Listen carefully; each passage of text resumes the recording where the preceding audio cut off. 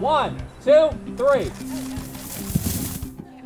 This is very exciting. We have been working on septic tanks for decades, it seems, and we're finally getting to a point where we're doing hundreds at a time. This project specifically, we're taking 200 septic tanks out of the system and connecting them to the sewer that's treated at a wastewater treatment plant. That's going to be better for water quality in our surface waters, and particularly for our springs, because that nitrate is not reaching our groundwater and eventually our springs.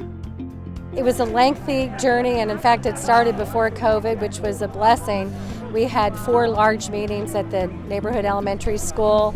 We had numerous meetings with the HOA boards or groups of leaders if the neighborhood didn't have an HOA. And so there were many meetings and conversations and discussions which culminated in a preliminary vote, and then we had to go and apply for grants from St. John Water Management, from FDEP. We had a special appropriation in Tallahassee.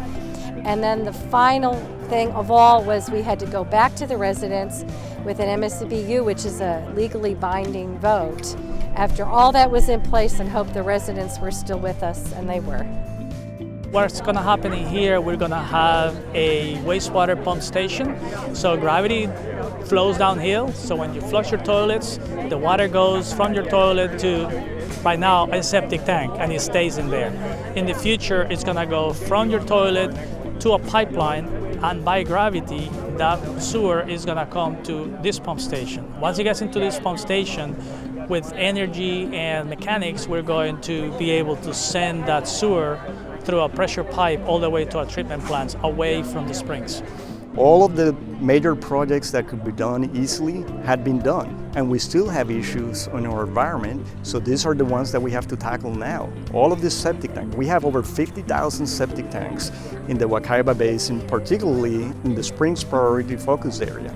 So it's paramount that we tackle and we address those septic tanks now, not 20 years later.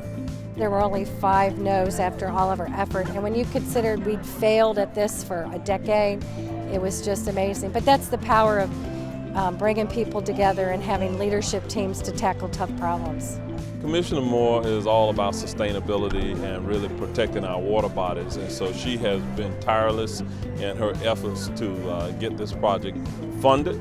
And we're fortunate through the collaborative with state funds and the St. Johns River Water Management District dollars that were put together with our Orange County Utilities Division dollars to make this a reality. They knew no matter what I was going to be there for them, that we were with them, we were going to bring the strength of the county, the state and everything we had to help them, that they weren't in this alone. And I think they recognize today, you can see that there were cheers. We did it. It took all of us. There were so many pieces, and there's been no area in the whole state that has pulled this many people together to go to septic to sewer conversion. So we're really proud of the effort of so many.